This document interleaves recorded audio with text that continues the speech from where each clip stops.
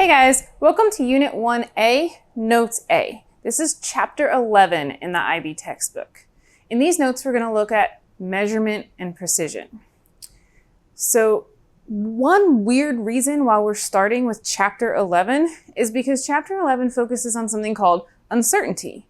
We have to make sure that the measurements we take throughout the entire course in all the other units have an uncertainty with them. So we're going to start off with a basic understanding of what uncertainty is and how it affects our measurements. It essentially comes from how reliable the tool being used to make the measurement is. So when we record our measurements, we want to pay attention to which numbers are known, what are the meaningful numbers, and which numbers are estimated. This kind of relates back to our significant figures rules. What made a number significant or not was whether we were able to actually reliably measure it or not. So this goes back to the tools that are actually used. You would go to as precise as you could, whatever the markings were on the instrument, and then you would make one further estimation. And that would be as close, as reliable, as precise as we could get. And that was our significant figures rules. So it does include one estimated digit, and that's essentially the crux of where the uncertainty comes from. That estimation, that uncertainty in an estimation. So I want to start with a quick recap on what the significant figures rules were, basically. A non-zero number would always count as significant. It's only the zeros that we have to be careful of, and essentially the idea is that placeholder zeros are insignificant. It's only the zeros that are actually intentionally measured that are significant. So a couple basic ideas here. If the zero's in front of a number, like with 0.05, this would count as decimal present, and so we would start from the Pacific side, or the left-hand side of the number, and just count the 2 and the 5. We would basically go through those zeros, having two significant figures. If the zeros are in the middle of the number, no matter which way I start counting from using the Atlantic Pacific rule, I'm always going to include those numbers. So in this example, there is no decimal, so we would think of this as decimal absent. Even if there was a decimal at the end of it, you'd start counting at the 9. Either way, those zeros end up as significant. So this would have all 5 significant figures. Where it gets a little bit tricky is the trailing zeros, the zeros at the end. So it really goes back to the Atlantic Pacific rule. So let's look at this example here, 120. Without the decimal, we would consider that decimal absent and follow the Atlantic rule, counting only 2 significant figures. But if you took that same number and you put a decimal at the end, now being decimal present, we would start counting from the Pacific side and count all 3 significant figures. You would still do this even if it is a decimal present, if there's no numbers in front of the decimal, and my first non-zero number is after the decimal, then that's where I start counting. So that would end up with 4 significant figures. So you got to be careful with the trailing zeros and apply your Atlantic Pacific rule. But if it's in front like this, decimal present, we ignore them. Captive, always include them. And if it's not a zero, it's always significant. That's your basic recap on your significant figures rules. You also want to be careful when you use those numbers in calculations that you're also applying the significant rules for calculations, because you never want to end up with an answer that's more precise than the measurement that you started with. So the rules in place for that are different whether you're dealing with multiplication and division or addition and subtraction, 2 main different categories. So if you're dealing with multiplication and division, then you're going to go by the least number of significant figures of your factors. So here I have 3 significant figures versus 2, so my answer should end with 2 significant figures. For addition and subtraction, you actually go by the least number of decimal places, which kind of makes sense if you look at it lined up, like when you first learned in grade school. These would be assumed zeros here, so that's not precise, that's not good to use in our final answer. We would want to make sure our final answer has the least precision of one of our factors, so 1 decimal place for the answer there. Always making sure that you have your answer limited to the least amount of precision of whatever measurement is being used. Your final answer cannot be more precise than the measurements used to get there. That's the main idea on calculations. The idea here is your calculator, when you calculate things, is going to give you lots of numbers, and then you have to consider the precision of your factors and limit the number of significant figures, and in a little bit also the uncertainty based on the tool. So you're going to have to kind of police your significant figures for yourself. So the significant figures are based on our instrument. Now, how does this tie into uncertainty, our big new idea for Chapter 11? So let's look at an example here. This tool that I have over here is called a burette. This is used for titrations. And remember that the 0 is at the top, indicating 0 milliliters of titrant had left the burette. In this case, we have dispensed some titrant. And so let's zoom this in a little bit. We can see kind of where the level of titrant is. Remember, the numbers are backwards with 0 being at the top. So I can tell it's between the 20 and 30, even in my non-zoomed in one. And then if I looked at the zoomed in one, I can tell if this is 20, that would be 21, 22. And I'm dipping just a little bit below the 22. So I know it's between 22 and 23, but I need to estimate one more. So I have ones place markings on my burette. I can then estimate the tenths place. It's not right on it. It's not quite halfway down. That estimation is a 2. Maybe you would estimate it at 22.1 milliliters. That's valid as well. And that's where the idea of uncertainty comes from. Is it the 0.2, 0.1? That's kind of up to interpretation, right? And so that makes it a little uncertain. All right. Let's look at this with a ruler. Let's do some practice on our own. So looking at this ruler laid up against this blue bar, I can tell that I'm between the 3 and the 4. So using the markings, tenths place markings, what would be the number that I would record there? So I would record the 3, because I know it's greater than 3. The marking seems to be on the 5th marking, so I know it's 3.5. But I can actually visibly tell that it's exactly on that 0.5. And so then I would estimate the last number as the 0. Maybe you think it's a little bit further than the exactly on the 5. And so you would estimate the last one as 3.51. Either way, we're limited by the tool with one estimation. That's how recording data works. So the precision is based on the tool or the instrument that's being used, which means we can also look at provided data and then interpret what the precision of the tool was. So let's do an example of that. The question here is, how precise is a graduated cylinder given that this was my reading? In this case, since I have a tenths place, that would be the estimate. That would be the one that I looked at its relation between the 27 and the 28, and I decided it was halfway down. So that means the ones place would be the marking. Ones place would be the marking on the actual graduated cylinder. So this graduated cylinder had a precision of, or markings for every one. Like maybe it was 27, 28, and then we were able to estimate the 0.5. So we've got to be able to look at given data also and reflect on the tools that were used or the instruments that were used. All right. So there's a general understanding, and I would agree for the most part, that being more precise is better. Of course, we would want as precise as possible, right? But there can be a drawback. So let's look at another example here. We have a graduated cylinder that has 1 milliliter markings or ones place markings. But then we also have a pipette which has 10 marks per milliliter, or 0.1. It has markings to the tenths place. So which would be more precise? Well, by definition, kind of having more decimal places would allow for greater precision. So the pipette is absolutely more precise. So what in the world could be the advantage of a graduated cylinder with 1 milliliter markings? Well, if I wanted to measure 50 milliliters of fluid, I wouldn't want to use a pipette that could only handle maybe a milliliter or 5 milliliters at a time. I would have to use that pipette way more times in order to accurately measure out 50 milliliters. And then that would just compound the uncertainty. It would make it worse because the uncertainty would pop up every single time you do a measurement.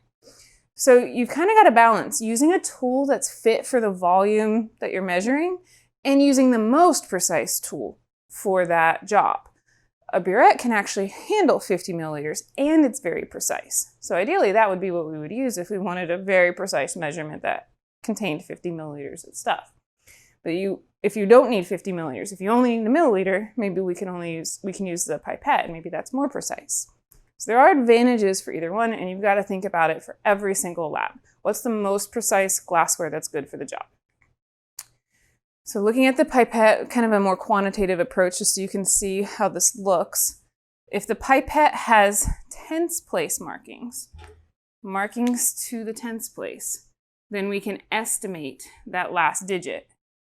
And the uncertainty would have a matching number of decimal places here. So this is what I'm trying to point out.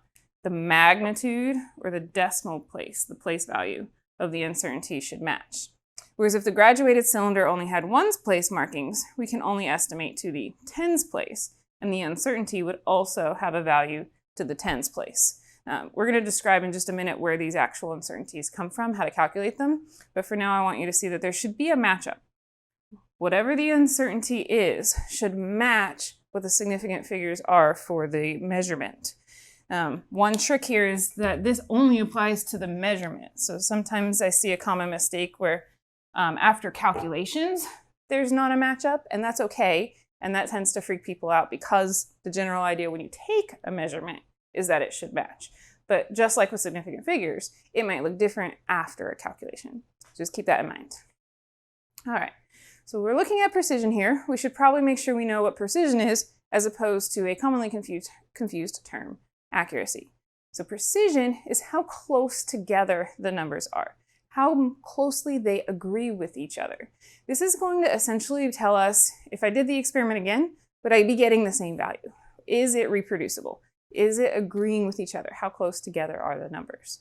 And decimal places play a role here because they help us tell how close together the numbers are. For example, 24 and 25 sound close together unless I ask you to compare that precision to numbers 24.5 and 24.6. Well, those numbers are much closer together.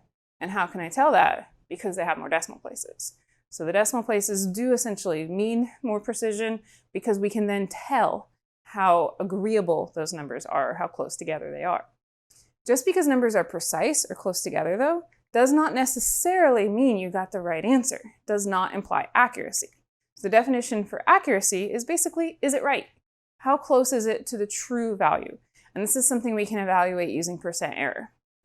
The catch is, if I don't actually know the true value, it kind of makes it hard to evaluate the accuracy. Got to kind of pay attention to that. So this little graph, or image should look a little bit familiar. This is essentially a visual way to describe and compare accuracy versus precision. It's the same thing from our honors chem notes. Accuracy and precision are both low in this picture, because you can see that none of these dots are really on target, so they're not accurate, and they're not really close together. If I made them only a little more accurate, or only kind of grouping them in closer to the bullseye, but still not close to each other, these are not accurate or precise. Sorry, had that backwards.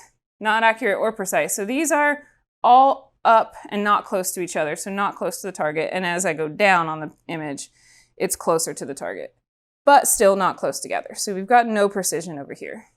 Whereas on this side, we do have precision. Notice how both of these groupings are close together, but only one of them's on target. So this bottom corner image would indicate accuracy and precision. Whereas up here, it would just be precise, but notice how it's still off target, low accuracy. Now, this can actually help us. I know it's kind of a simple picture, but it helps me picture how this relates to our sources of error. So let's take this one step further and tie this into random errors versus systematic errors.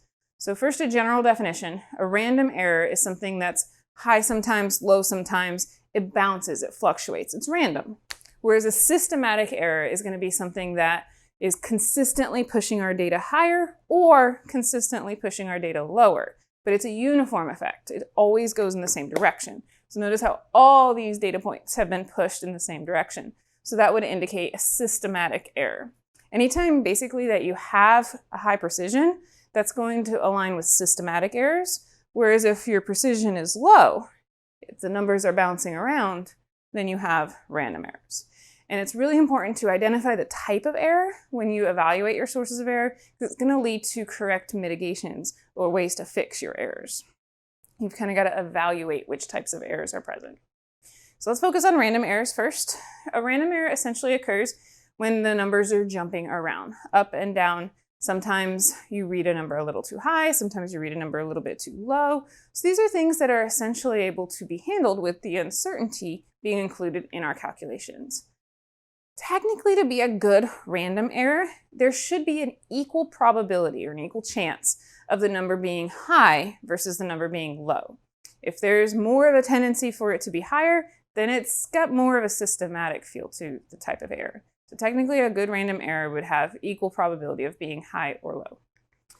So when we calculate the random errors, when we go through and we use measurements and analyze our data, we have to be careful that the uncertainty is correct when we record it and correct when we propagate it through the calculations. So this is a really important how-to part of the video. When we calculate random errors, or when we show the uncertainty, this plus or minus thing I'm starting to show at the end of the numbers, we're basically showing what the chances are of having a number that's a little bit too high or too low. What would be an acceptable range that you should be able to tell reliably for the instrument that's used? So the way that we show that is actually different for two different types of instruments. So I want to first start with explaining what an analog instrument is versus what a digital instrument is. And the easiest tool for me to use as an example is actually a clock, because you're probably used to using a digital clock, one that actually tells you it's 12:52, and it actually has the numbers 1, 2, 5, 2. Real easy to read, right?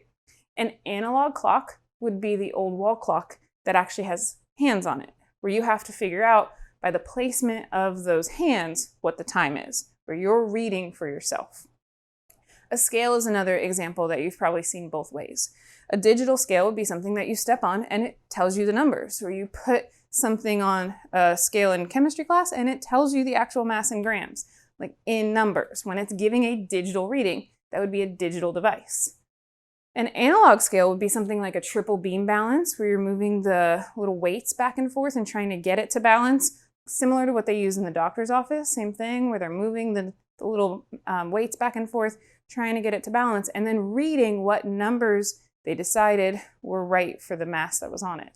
So whenever you're taking your own reading, that's an analog measurement. Rulers, graduated cylinders, burettes, all fall under these analog measurements, where you have to determine the uncertainty based on the markings. A digital reading would be where the numbers are limited by what shows up on the scale.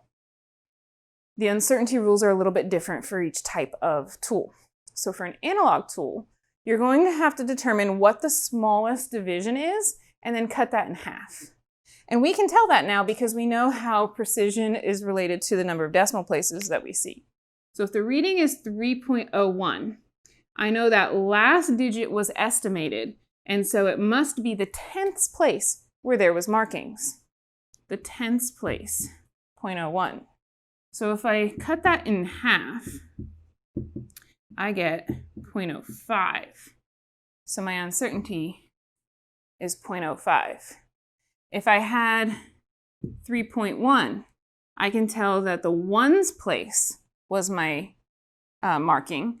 And so then the uncertainty would be plus or minus. I would take the 1, cut it in half. So we would mark that as plus or minus 0.5. Now the format is important too. Notice that units occur in both places. The plus or minus goes in front of the number you determine, and then parentheses around the outside. So let me rewrite this one up here. 3.1, let's stick with milliliters, parentheses, plus or minus 0.5 milliliters. So unit, both times, plus or minus, and the parentheses around the uncertainty. But to get the number, that's the hard part, right? What is the actual uncertainty? You have to take the smallest division and cut it in half. And it is a little bit easier when you're taking the readings for yourself because you can just look at the tool instead of having to determine it by cutting back one from the estimation. Now, digital readings are much easier. Basically, you put a 1 in whatever the decimal place is for the data. So with this digital reading, the scale showed you 3.01. And if it showed you 3.00, you would record 3.00, right? You record everything that the digital screen shows. Whatever the last decimal place is, you're going to basically play matchup with your answer or with your uncertainty and put a 1 there. So if this were 3.1 grams on a digital scale, the uncertainty would be plus or minus 0.1 grams. Just playing matchup with the place value, or how many decimal places back we go. Play matchup there and just use a 1 always. So that's our digital versus our analog uncertainties. So something we want to make sure that we're doing correct every single time you record data, that we determine the uncertainty of the tool and we use that in the data. And then in Notes B, we're going to talk about how that propagates through our calculations, or how we carry that through our calculations. So very important how-to here on how to determine the uncertainty based on the tool. All right, so now that we've gone through how to kind of account for the random errors, let's finish up with random errors. They basically determine, or they're basically from the tool. They're based on the tool that's being used. So some examples here of what could cause random errors. The readability of measuring an instrument, which is essentially like how many decimal places, how close together those are, how well you're able to actually make the measurement. So that's why we're trying to represent that reliability with the uncertainty. Also fluctuating temperature, pressure, things that bounce up and down. I will warn you, you're going to see temperature and pressure again in the systematic errors. It could be either one, which is why we're going to measure controls so we can determine if it's bouncing up and down or if it's consistent. But if it's bouncing up and down, you would consider it a random error. Be careful with the idea of air currents here. 9 times out of 10, a scale is a terrible source of error, and we'll talk about why when we get to some labs that use scales. But any basic idea that's actually relevant, that the temperature or pressure is bouncing around, would constitute a random error. Also be really careful, this one's probably the trickiest on here. Insufficient data can't be human error. And in IB, we are really going to push to get enough data, because it's part of the IB rubric to actually have sufficient data and sufficient data processing. So we want to try to avoid this being a human error. But if you had sufficient processing and then realized that something else needed to have been measured or something like that, that could possibly be argued as a random error. I would avoid it.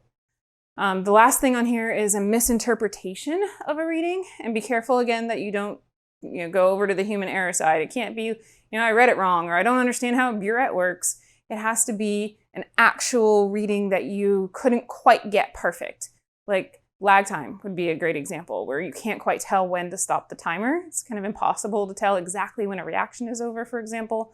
That would be a good example of like not quite getting the right reading, misinterpretation. So the idea here is that whenever these things are not quite perfect or a little bit fluctuating up and down, we can mitigate that with something called repeated trials. And in all IB labs, we're going to do 3 trials every time. So we want to make sure that we have sufficient data. And in order to mitigate random errors, the idea is that you need at least 3 trials to statistically or significantly affect the outcome, or to be able to mitigate these random errors. The catch is this repeated trials thing is really only a good mitigation for random errors. Repeating trials is not going to help a systematic error. The idea behind doing repeated trials is that we can then average the results. And if we average the results, especially in something that has accuracy but is a little imprecise, averaging those results helps make them more precise and accurate. It helps bring them closer together to the true value. Averaging results like these isn't going to help us at all. The average would still be in that same range, that same area that's not close to our target. So averaging is not an acceptable mitigation for systematic errors. But if you have a random error, you should definitely mention multiple trials as part of your mitigation. Now let's look at systematic errors. So systematic errors are typically in the same direction all the time, and most of the time they come from the instruments or tools that we're using or the procedure itself. Not taking things into account would be more of the idea of environmental effect. Some kind of fluctuation with the temperature would be random, but if the temperature was consistently increasing for some reason, that would be systematic. So we want to make sure that we're looking at things that are always going in the same direction. And it can be high or low, but the one source of error should have the exact same effect every time. So consistently higher, a separate source of error might make something consistently lower. The idea is it has the same effect every time, same direction every time. So we see that the systematic error here has pushed our data up consistently the same direction every time. All right, so some examples of systematic errors would be if we're losing gas consistently, unable to trap all of the gas, and it's consistently decreasing in volume. That's going to have the same effect every time. Be careful with calibration errors, because most of the time you're not calibrating your own, like you're not going to calibrate your own scale. If you are doing your own calibration, then you could use it as a systematic error. But I do think it makes a good point of if a calibration is wrong, if the initial 0 is set too high, then that would consistently create too high results all the time. So it is a good example of a systematic error, just one that you want to only use if it's relevant. Evaporation is another good one. So we're going to use a lot of solutions in our labs, and evaporation is a completely spontaneous, natural process. What that's going to do is always make your solutions become more concentrated over time. That increased concentration would have a uniform effect on your lab or on your calculations. So that would be a good systematic error. I mentioned when we looked at temperature and pressure with random errors, you would see it here again. So we want to make sure that if we do have a relevant effect, careful, it has to be relevant, of temperature or pressure, that it's actually being measured so we can determine whether it's random or systematic. My favorite here is actually this last one on calorimetry. It's probably the most relatable.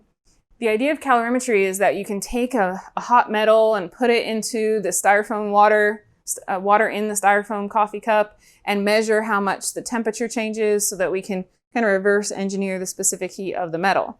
Well, those calculations only work if 100% of the heat goes from the metal to the water. But that doesn't happen. There's problems with the calorimeter itself. There's also the procedural effect of moving the hot metal. Every second it's in the air, it's losing heat. So that's a consistent heat loss. So the temperature would represent the heat that the water actually absorbed, which is actually less than the metal had.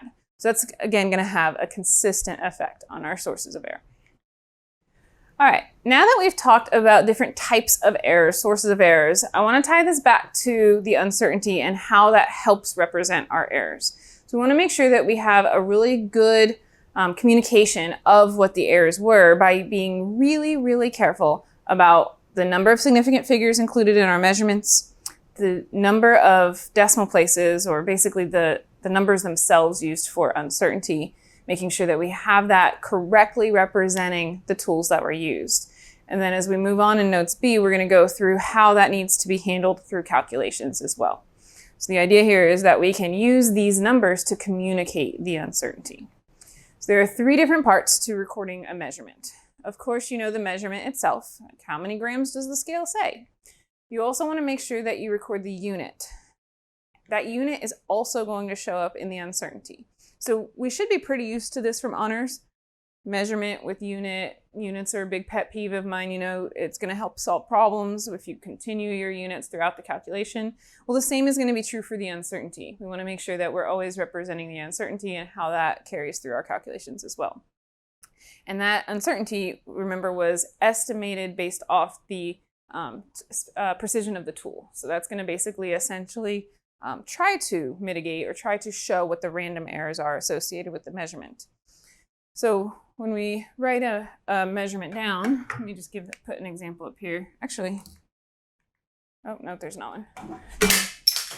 So let's go with that 3.1 grams plus or minus 0.1 grams with the uncertainty in parentheses. We have the measurement itself. We have the unit. And then this is the uncertainty. Well, the uncertainty includes plus or minus the actual uncertainty and the unit. So this kind of has 3 parts as well. Plus or minus the number and the unit. I want to make sure we include all that when we include uncertainty. There's another big term on here. We also want to be able to interpret what the absolute uncertainty is. And you'll see this abbreviated as AU a lot in a lot of your lab documents. So the absolute uncertainty is basically the range that we would get from this. So for example, if I can be less 0.1, I could go from 3.0 grams up to, if I could also be increased 1 or plus 0.1, I could get 3.2 grams. So the absolute uncertainty is essentially my range. How far out could I actually go and still have numbers that I think are fairly reliable? So absolute uncertainty, or AU. All right, guys, that's going to do it for Unit 1A, Notes A. The next set of notes, Unit 1A, Notes B, is going to focus on uncertainty in calculations. Probably one of the most important sets of notes as we get started in the school year. So we'll see you there.